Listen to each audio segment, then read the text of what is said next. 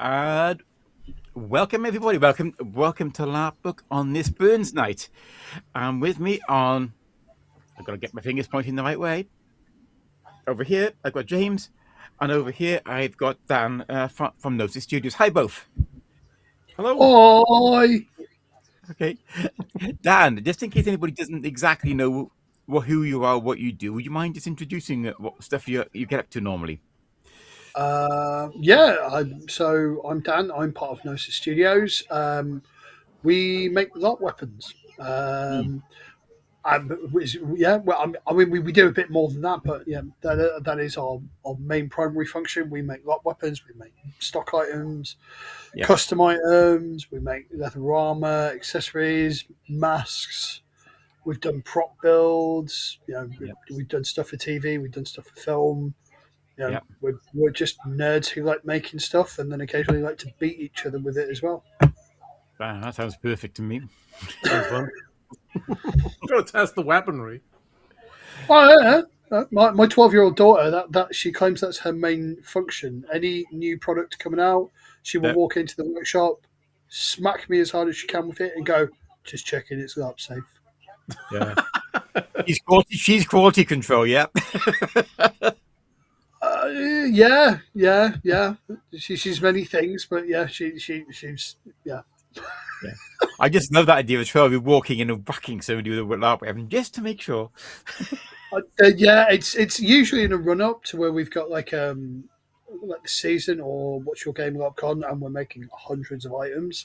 You can imagine the torture and the pain that I go through when I'm just getting smacked, bang, bang, bang, bang. It's like, do you have to? She's like, quality control, Dad.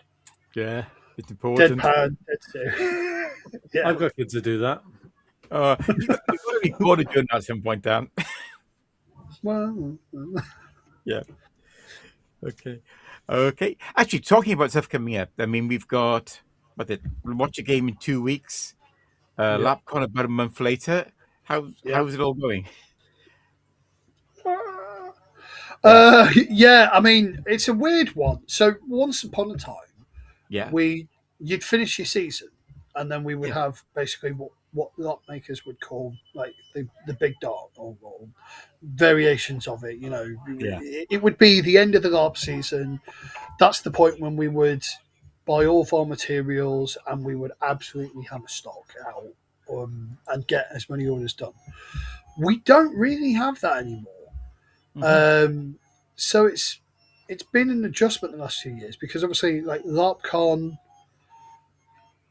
has another event at the end of November. They do, yeah. And then, but then we've also so like last year we still had I think there was like one or two later events. Like Minia's Fate had quite a late one. So when we would start to gear down, we didn't, and then we kind of finished November. December is a short month anyway, and then you've basically got January and February. And then Watch Your Games the first weekend in February. So it's not really a case of... There's not really a big mark anymore. No, we don't really have that break to just... So... breathe. I mean, my wife's just started a new business as well, so... Over Christmas, I don't think I had a day off for like 8 weeks solid, and then we broke for Christmas, and then I had foot, so that was fun. About 2 weeks in bed. So Oh, and how about all the later games that are going on? So I know a lot of the sort of sanctioned events are getting sort of later in the year and earlier in the year than they used to be as well. Are those having an impact? Yeah, they can do, but that's usually more for the custom orders. We get a lot of custom orders. I won't lie. We have to keep adapting how we take our orders, certainly for the custom ones, because the best way to describe it. I mean, there was a point last year where we had maybe the year before. At one point, we had a waiting list that was over 12 months. So. And this is people that have paid a deposit. They are aware that there is a large wait list. But they wanted stuff. Somehow we've ended up getting this reputation of making some cool stuff and some really weird stuff, and that's okay. That's cool. We're okay. The weirder, the more wonderful, the better. Um, yeah, but ultimately, stock items are our bread and butter, mate. That's where we make our money. But yeah, the custom orders get the attention. So I'm guessing those custom orders allow you to, get ideas for your own weaponry then for your stock as well. they do sometimes, yeah, absolutely. I mean, a custom item can be like literally anything from someone wants effectively like one of our normal stock swords, but in a different color scheme, to something completely mental. So, like, and sometimes the most mental ones are the best ones, especially if the customer lets us run away with them. So. Yeah. We get two types. So we'll get some people who will provide a full detailed image of what they want, dimensions and everything. And we're like, yep, that's fine, that's cool. Yeah. Sometimes, though, the magic happens when someone goes, I want something like this. I'll be kind of vague. And then you do what you want to do. And then so we get to go off and we run away. So I know we did one for a guy called Bobby. Sorry. Yeah. Yeah. And they basically wanted a pirate sword, and they just went a cursed pirate sword. So we were like, okay, that's fine. And this is sometimes where it works out to the advantage of the customer, because we go so overboard that they definitely get a bargain. So we ended up making this cursed. Sorry, that's my wife snarling next to me. If you can hear that. We've been at a market all day, like with her business, so she's just out. But yeah, we ended up making this LARP cutlass, and we ended up like it had like a human skull guard, and then there was like tentacles, and there was coral, and there was cast shells, and it really was like a proper sort of cursed pirate sword. And anyone who's seen it, the pictures are on our Facebook page and on our Instagram page, but anyone who's seen it has just gone, wow, how much was that? And the response is not enough. I mean, I think Bobby paid at the time, I think like this was a few years ago. I think Bobby paid like something like £150, and then we probably made Bobby like a £500 sword because we just kept going and didn't stop because it was fun. Yeah. But sometimes we don't always have time to do that. Sometimes people on deadlines. But yeah. Well, that's not my wife, so I don't know whose wife that is. So. Probably mine. Yeah. And my daughter, yeah. Yeah. Oh, that's fine. Yeah, that's fine. So can I ask you, Dan? I know you do the 2 LARPcon. I know you do a load of in the field traders and watch your game. Yep. From your point of view, I'm not going to ask you which one's best because that's massively unfair. But what's it? Ooh, politics. No. Kind of. Yeah. But do you have any sort of preferences to how you set up one of these shows? Oh.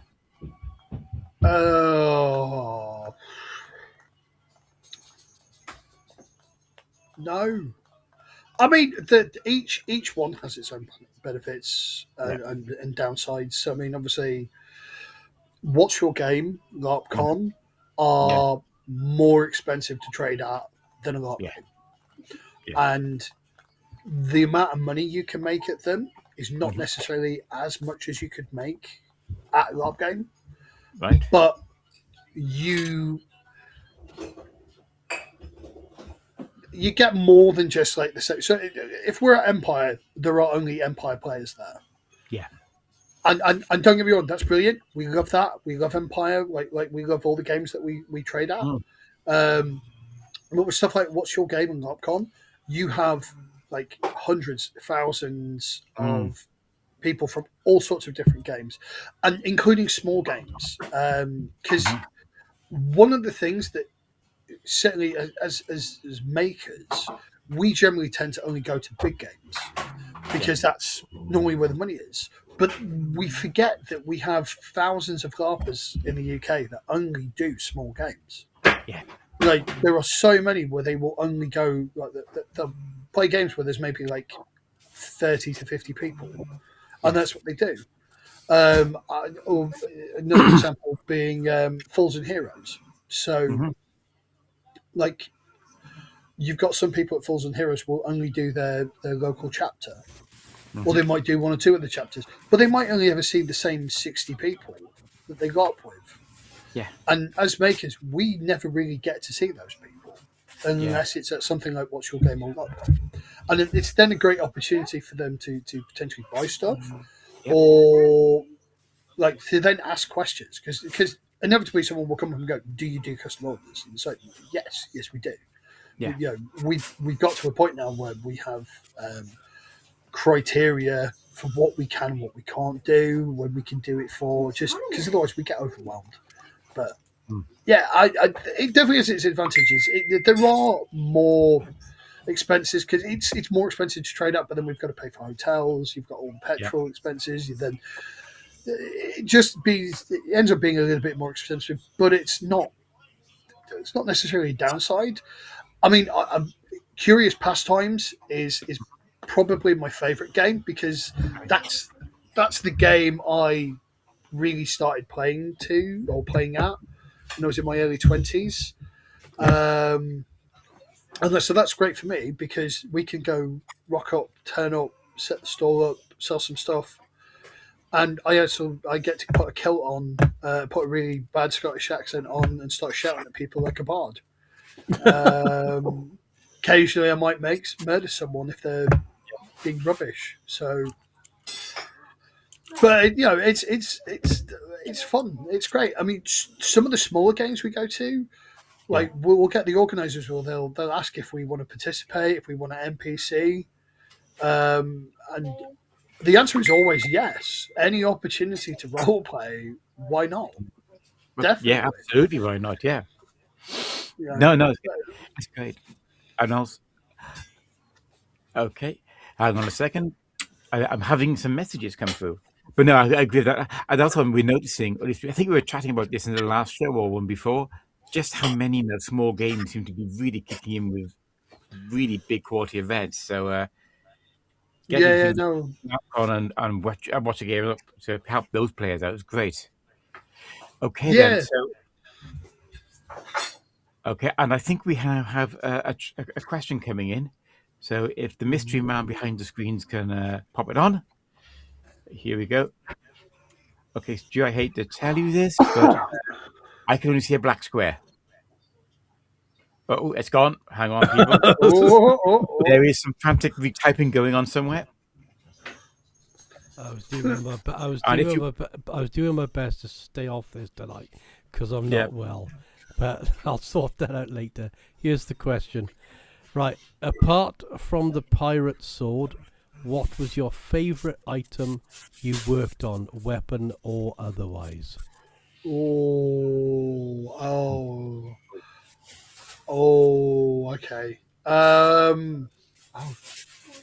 Christ. We've made so many things. You might have to go more recent then. Yeah. No, that's such a good question.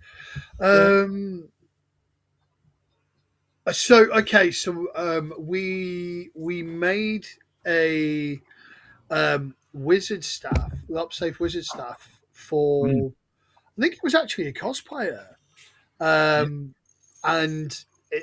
basically the theme they gave was like Lord of the Rings and Hobbit. So we ended up making this kind of gnarled branch. And it had moss and it had a big green crystal, but we basically used like some really cool but really expensive glow in the dark pigment. And it was definitely like one of those things where it was like, ooh. Either that or another one we did like a very sci-fi hammer and shield. And we ended up doing like the paint effects. We looked like it was an energy shield, like a force field on the shield. And I know when we posted up pictures of that, we had like 10 people going, "Can I have one?" And we were like, "Oh," because it was, yeah, it was a bit mental. But I mean, you know what? Every year we get something really weird and wonderful. Sometimes we get multiple. And we've been doing this over 10 years now. And literally, if you look at our Instagram page, there are so many custom items we've made. Yeah. And it's difficult to pick like the favorite ones. I mean, I know there are definitely ones that I prefer making, and ones that I prefer not to make. So shields are by far one of the coolest things. They're very distinctive, very individual. They really give you an opportunity to like show off what we can do, but also to give like someone's character like a really big blingy, like a large blingy item. And that's very cool. However, they are a pain in the ass to make. Oh, really? Like, I mean, not necessarily to make, but quite often there's like multiple color schemes or effects, and they take ages because you want them to be as clean as possible. Like, you know, and yeah, it just takes a lot of time. So sometimes people will be like, why is the quote you've given me for the shield so expensive? And it's like, you've basically asked for a 6-foot door that has 14 different color schemes, like engraved borders, really intricate design that we've then got to do all the digital work on, and then laser cut, engraved, tidy up. And it's like, this is going to take us like 2 weeks just to make this one shield. That's why it's expensive. And then, and inevitably, we'll occasionally get something like, well, my last shield, like I bought a shield for like 80 quid at like LARPCon, and I'm like, yeah, you might have done, but I'm pretty sure it was pretty bog standard and plain. There's a real big price jump from really plain basic shield to God mode shield, where I am with full on main character energy, if that makes sense. Yeah. So, what's the basis of shields nowadays? Like in terms of, you know, how what's the common materials that you guys use? So I mean, every maker's different. Every maker will have this right, like shields, but it's like all weapons. We have like what we call the UK standard. You know, it's like and basically every game has a general, subconsciously agreed. I mean, it could be that they've all sat down and had a conversation, but I'm pretty sure they haven't. No. And effectively, like this is UK across most of the major games. They've gone, we want this, and it's because at some point in the early days, someone's written what it should be, and then everyone's kind of picked that up and taken it, and then subtle changes get made here and there, but overall, it's the same thing. Well, what it does do is it means most makers have got some scope and some play with what they can and can't do. Yeah. So as long as it kind of hits that general requirement, so that it is safe, people can play around with materials. People can play around with like sort of what reinforcements that you use. So some people like use like silk as reinforcement. I know people have used like ripstock nylon. You know, the stuff you get on kites. Yeah. Fiberglass tape, Kevlar tape, leather, all sorts. You know, it comes down to personal preference at times. I know some people. So the general main material is going to be Plastizo LD45, which is really good close-cell foam. We use it for a lot of things. We use it. Well, we pretty much use it for everything. But I know some makers will use like a slightly harder density foam for their shields, or they might use a slightly harder density layer for the back to give it some reinforcement. Some people don't; they just put struts on.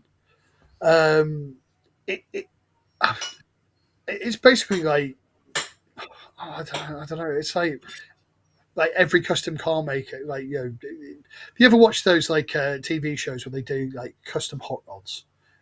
Ultimately, it's a car. It has the same basic premise. It's got an engine. It's got four wheels. It's got a chassis. How you get to that can vary. The only reason I ask is, going to different LARP events, everybody has different rules in terms of what's safe, what's LARP safe for their event, and it must be very difficult for a weapon manufacturer and an armor manufacturer to make these things that are applicable to all events, as best as you can. So, yes and no.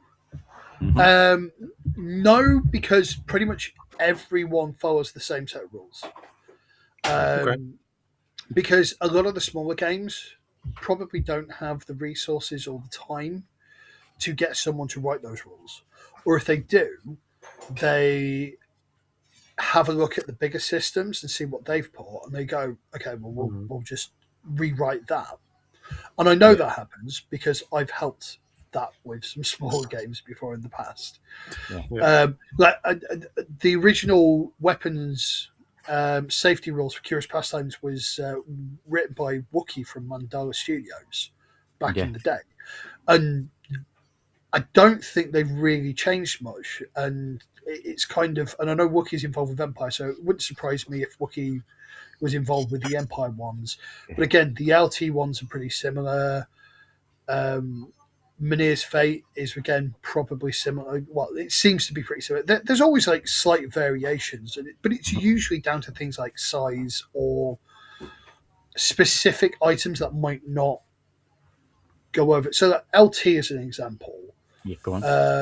They don't allow stab spears, but everywhere else does now. So all the other Fest games allow stab spears. Empire was the first one to allow it. And then it took CP about a year and a half, and then when Mynir's Fate started up, they were like, yeah, cool, we'll have stab spears. The interesting thing, though, with stab spears is they've been around for years. They were at games before like any of the major Fest ones had them. I mean, I've got like an old kin sheet one that's back from the 90s. Might even be older because I got it secondhand. That thing was still going.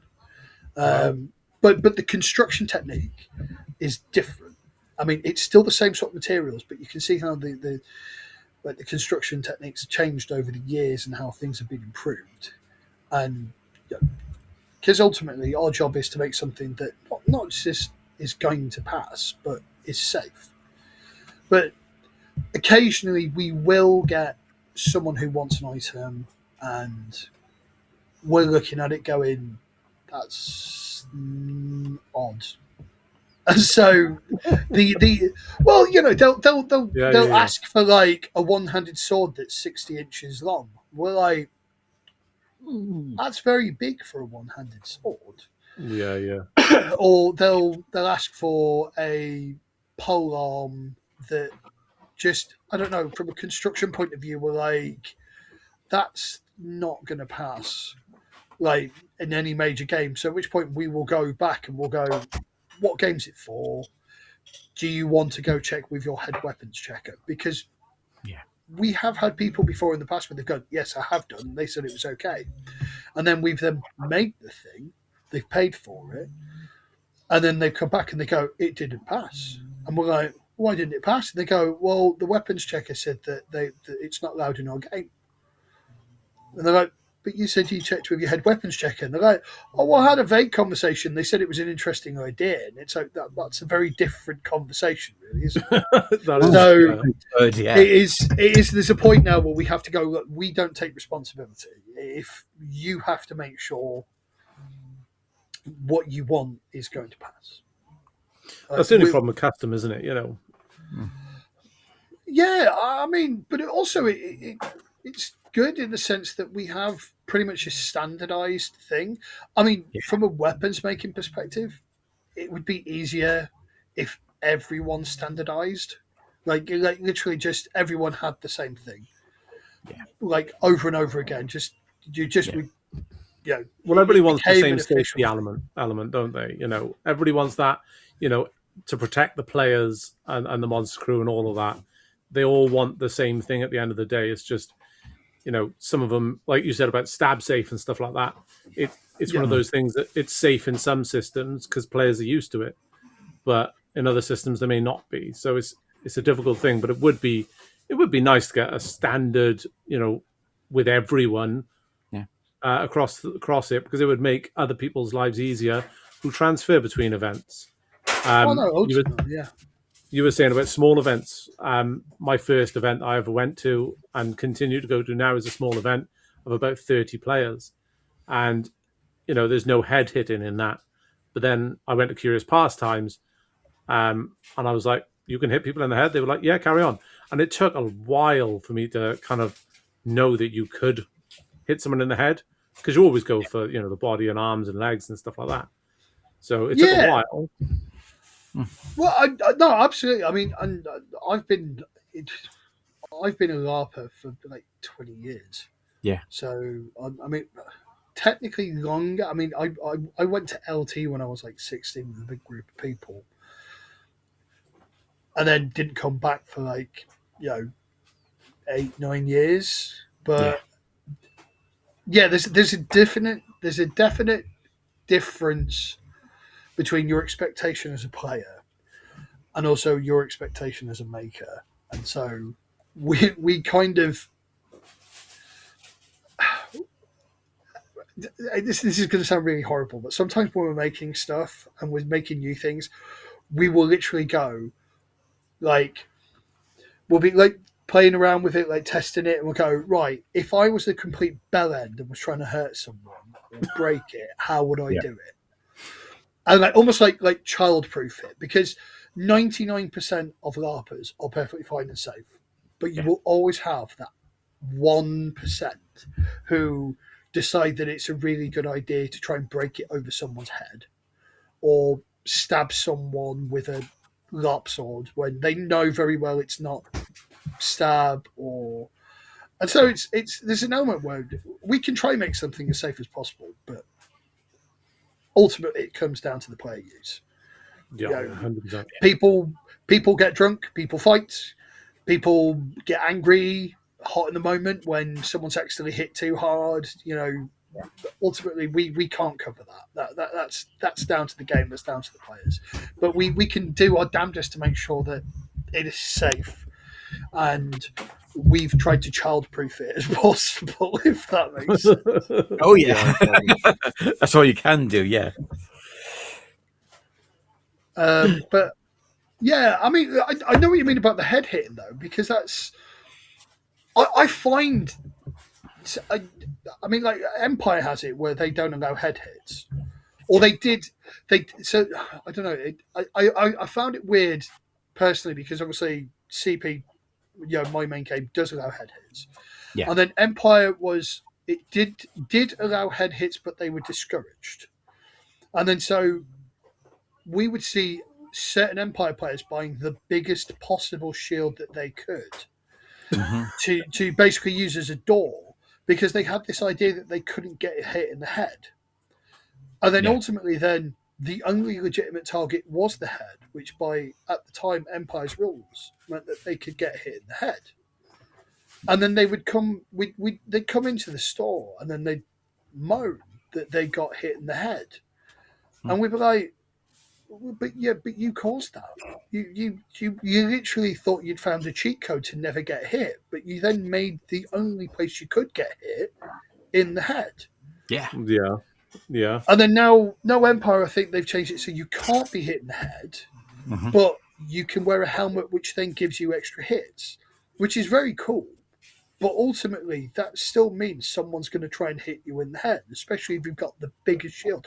I mean, me personally, if I was running my own game, I would not have doors. I would limit the size of shields, because I genuinely feel the bigger the shield is, means that you're then asking for people to hit you wherever you're exposed, which is generally like your hands, your face, your head, your ankle. Like your bony places where getting whipped hurts. So it's like, if it was me, I'd go slightly smaller shields. So you actually have to work for those hits, and you actually have to try and use as a defense. Plus, it would also mean that I now do not have to make 6-foot shields that take up half of my spray. just from my perspective, that would be so much easier as well. Yes, it would, wouldn't it? Yeah, and it would really get people working their shields, which always looks epic when that's really happening. I go after people with big shields. That's what I love. Because when I first started, I was a shield user, and at CP the last time I went, I had twin axes, but they were like massively long axes. So I used to aim for shield players because they feel too confident behind, especially when they've got a big shield. They always feel very confident that the shield is going to protect them. No, absolutely. One of my favorite fighting techniques is using other people's big shields against them. So it's the shield only protects you as long as it's closer to you. But if I have, say, and this is my favorite thing for it, an 18-inch hatchet, and I literally walk straight up to your shield, so it's pressing against me. Now, who is your shield protecting? Because it isn't you, it's me. And I've got a really small reach weapon that I can just basically put over and start smacking you. At which point you now have no defense, and so it's occasionally if I've seen big guys with massive shields getting all cocky over it, it's like, well, say hello to my little friend. Yeah, that's all it takes. One of the just one last thing on the shield thing. Like I was at CP and someone had enchanted my axe with Shatter Shield, and I remember there was this guy really cocky with his shield, thinking he was always the best. And I just shattered his shield, and he just kind of went, "Oh no!" But 2 seconds down, he was down because he was just hiding behind it. Yeah, I mean, the worst fight I've ever had, and it wasn't even like a battle. It was a bunch of us sparring. Because sometimes in between battles and like role play, and you just go, let's have a little practice fight. And so there was like 20 of us, and we all decided to take it in turn. So you'd have one person, and they'd fight. You got so many hits, blah blah blah blah blah, and everyone would take turns. And as soon as you lost your hits, you then went back to the queue, and whoever put you out, they're now there. And that was really good. And then there was one lad, and he had like a 15-inch buckler and a short sword, like a 24-inch short sword. Yeah. He was there for over an hour. We couldn't touch him. We had pole arms, tower shields, swords, ambies. We even had some bow users. No one could touch this guy. Like, no one. And we were just like, we thought we were quite good at fighting up until that point. We were like, oh, well, shit. Bugger. And that we were talking to him, and basically he did historical European martial arts, and his thing was I can't remember, but it's a German one, Talhofer, I think. Okay. And basically where it's all bucklers and swords, and that was his historical European martial art. That was his baby, and man, could you tell? Because like we were out of breath, we were exhausted, we were sweating like a bunch of grown men just having to take a good 5-minute break because we were like wincing, and this guy's just like, bring it. Actually, if you've got somebody who knows what to do, buckler and shield is really, really amazing. So buckler and sword is really amazing. However, I think we've got another question coming up from the viewers. So let's have it swing in. Okay, so from a maker's point of view, the end result different depending on the system. As an example, a polearm for Cooper will be different from an Empire polearm. Pretty much no, not for the major systems. The only major difference would be like whether it's stab safe or not, because obviously LT don't allow stab safe, but pretty much everyone else does. Most of the other systems, the weapon sizes are exactly the same. like I think like so there's a few slight differences. So it's like Curious Pastimes, the difference between the one-handed and two-handed, and then the two-handed to polearm. Yeah. But it effectively means that you could have like a 6-foot sword, where Empire, I believe you can have a 5-foot sword because they do it by like the great weapon. Yeah. But ultimately, I would say no. You get some of the smaller systems where you might have some weird and wonderful ones, but yeah, no. Generally, it comes down to this like UK standard build that we have. But again, it comes down to the poem. As long as it's built kind of within those parameters and it's safe, it's fine. I make a stab spear very different to say how Chris from Saxon Violence would make a stab spear, or Ant Priest from HJ Priest LARP Supplies, or Darren Stocker. They are ultimately all the stab safe spear, but everyone will have their own little bits and pieces, like little tweaks they like to do to them, how they reinforce them, things like that. But it's a similar thing. It's if you got every single LARP weapon maker in the UK, showed them a picture of a sword and went, I want you to make that sword. Yeah. We would all make that sword. You could see it was the same sword, but they would all look very different. They would still be the same sword, but you could tell. The makers, but they have their own way of doing things, and it would affect how the sword ultimately looks. Yeah, absolutely. Yes, 100%. So.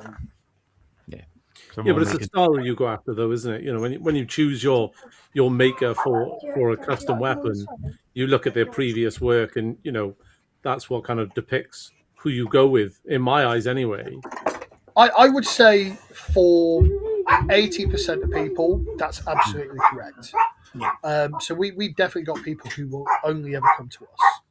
Yeah. But we still get people where they will send.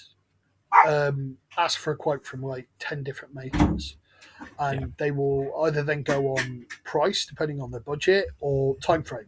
So example, like with us, what we've had to do with our custom orders is we've basically gone, we cannot specifically accommodate to your timeline, which is controversial. I will give you that, but we spent far too many late nights trying to get people's custom orders done. So, like at the last minute. So we will ultimately it'll happen this year as it does every year. We'll get someone mid-March who will go, I want this really big, complicated thing in 4 weeks.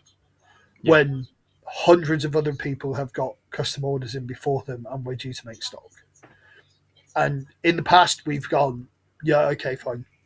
And flogged ourselves to death, and we've been working till like 3 o'clock in the morning. Getting the run up to an event previously has been absolutely horrible because we basically lived at the workshop, like sleeping on camp beds and stuff like that. And then me and Beth just basically went, we can't keep doing this. We're getting older. Yeah. I've got a family. Like I like seeing my daughter.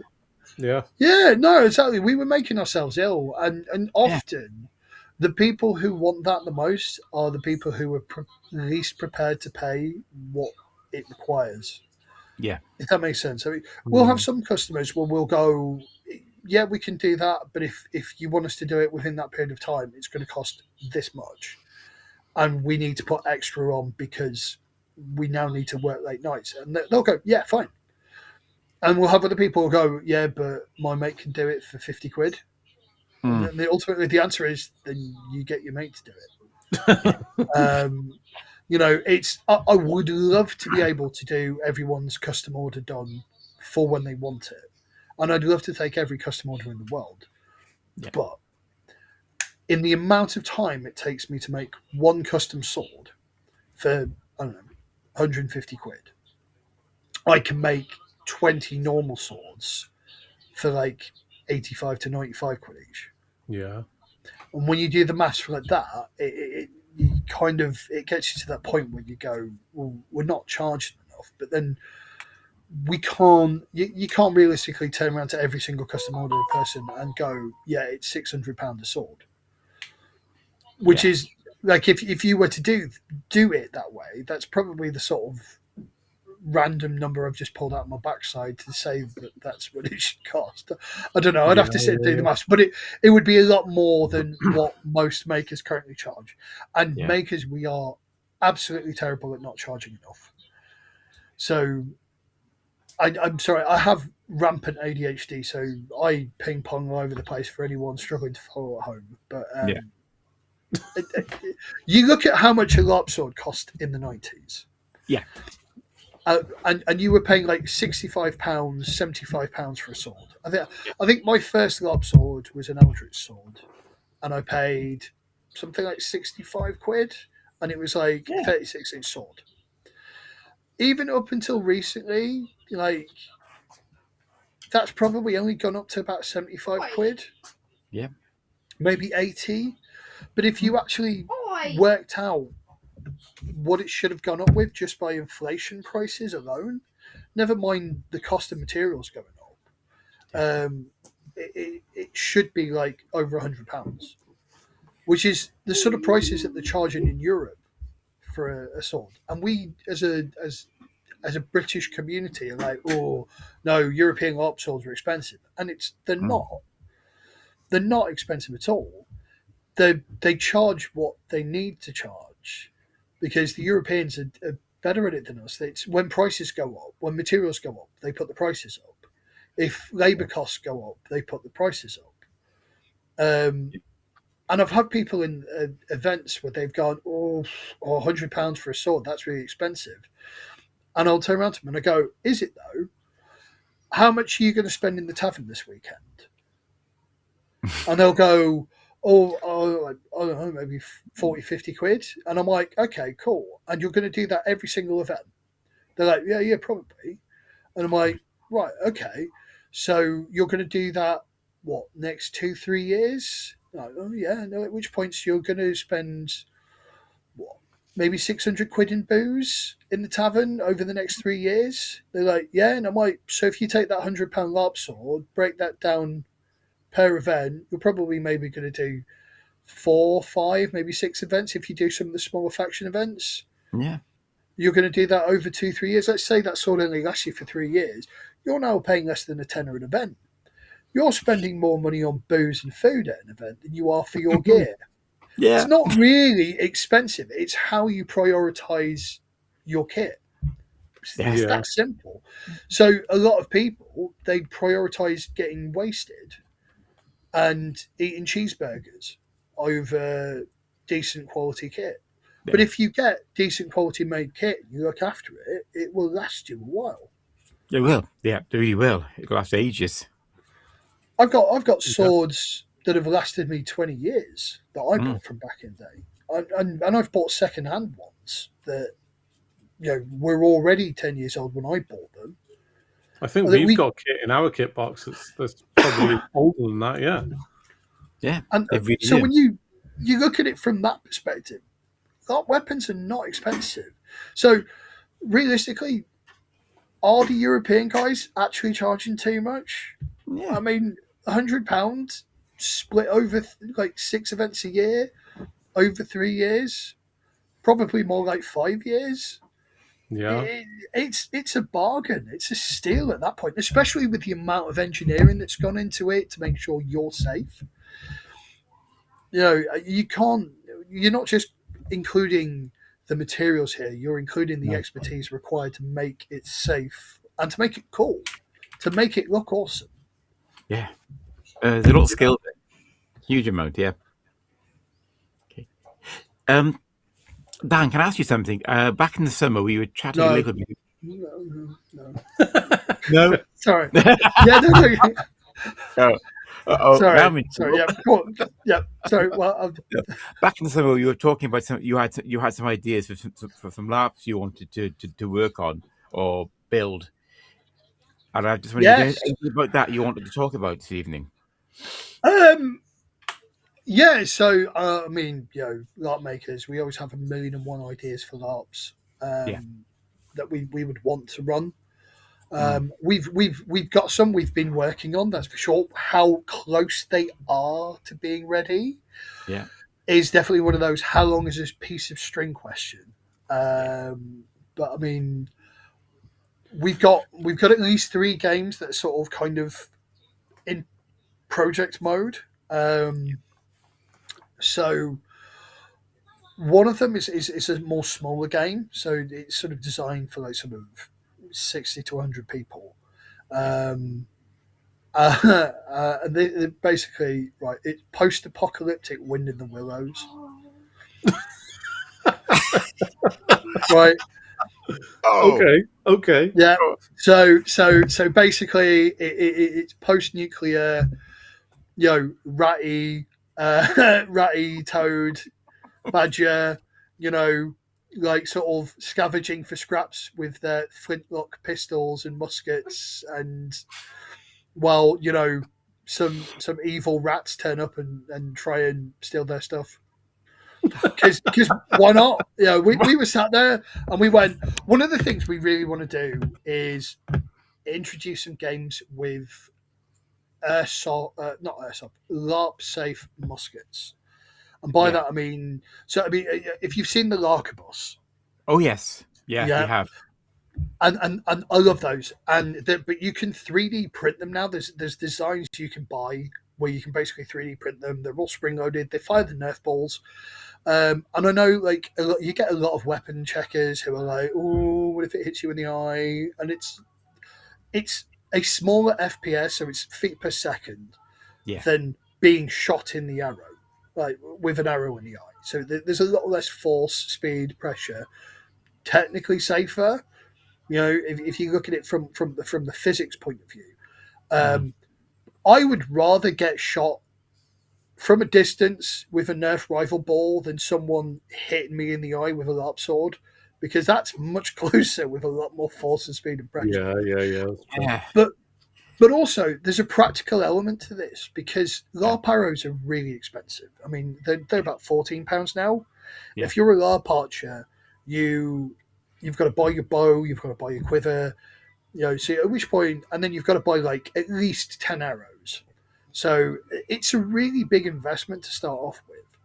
And most of the people I know that play archers, they on average lose over half of their arrows in a year, which get broken or go missing or never get found, or sadly on occasion get found with other people having liberated them from the battlefield for their own uses, because they're expensive and some people don't want to buy their own arrows, so they nick them.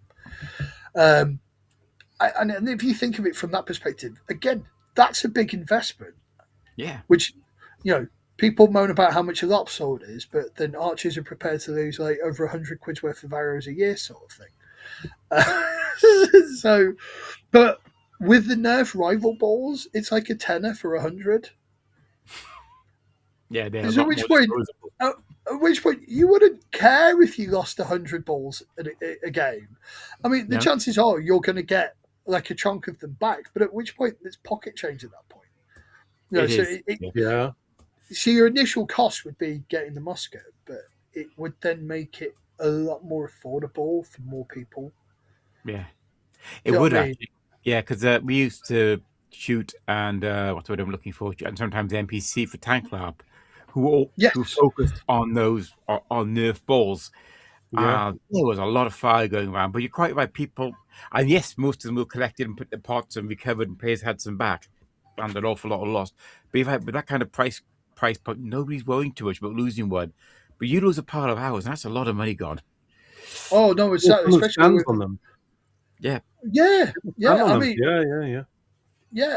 mean, and with that sounding daft, I've seen them bouncing off people's shields and bouncing back, and like the knocks hitting people in the eye. Yeah, that's not upholstery foam at that point.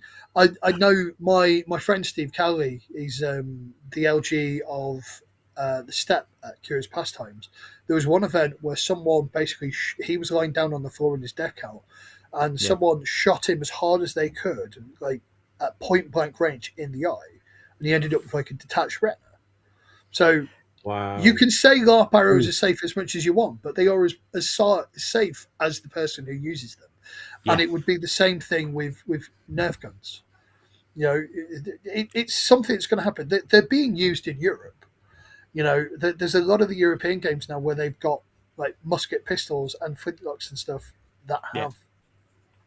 Yeah. Inevitably, I find it weird and odd that we invented LARP in the UK. We invented latex weapons. Yeah. We invented cast weapons. Yeah. So injection molded, as we call it, but it's not injection molded. Yeah. But we invented that, and then we couldn't get it to work. We sold it to the Germans.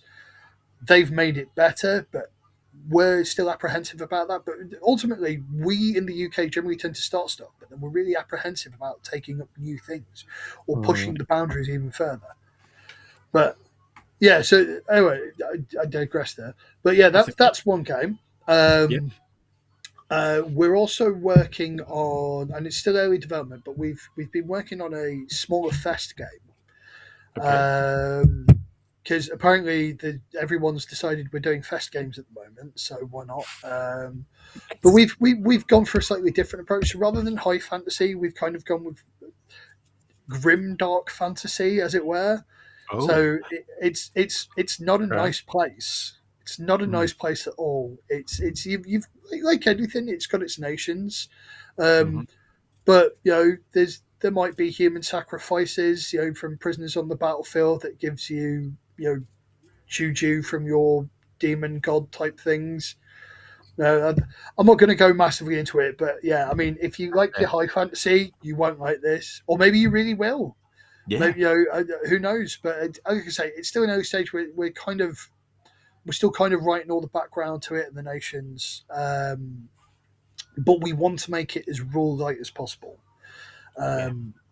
I massively hate reading rule books that are like 400 pages long. I much prefer. I like the idea of a game that a new player could pick up in a short period of time. Because it levels the playing field. There's lots of games where there's all this extra stuff, and at which point it gives certain people a massive advantage because they've got like either an eidetic memory or they've been playing the game so long that they know every single weird obscure rule. Yeah, we've all been on the battlefield and we're gone, what does that call do? I don't remember that one. Is that one new? And we're all guilty of not necessarily reading the rules update. I'll example. I've definitely not read the new Cooper rules. I mean, I had an injury a few years back, so I've just not been able to really fight. So I just kind of went, yeah, I'll get to it when I get to it. And it was yeah. But there we go. And the other one, which weirdly for a LARP weapons maker, is we're working on a parlor LARP that involves no weapons. You make weapons. You want to do a LARP with no weapons. I will make absolutely no money off this game, and that's okay because this is more designed to be fun. It is again. Parlor LARP's huge in China. You know, I heard that. Yeah, LARP in China is now worth over $1 billion a year, and most of it is parlor LARPs. You say I went to an event that a friend of ours writes. Rob was there and Stu as well, and being at a LARP event with no weapons is really weird. Yeah, and I remember the one you talked about. There was no weapons at all. Yeah.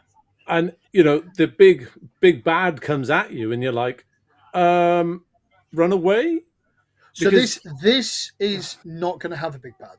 So or maybe there is, but this is more role play focused. This is more going to be about the players diplomacying between themselves and trying to problem solve. So as an example, it could be something like the election of the new space pope. Yeah, and so you've got all these alien cardinals who are then trying to vie who's going to be the new pope.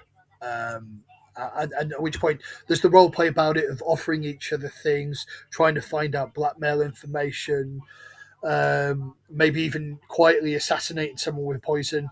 ultimately it's not high combat. It's about the actual role play, and I love role playing. It's a politic event. Something kind of, but it's more of a role play event. It's quite often when you get combat in games, the role play sometimes gets waylaid. We had a renewal.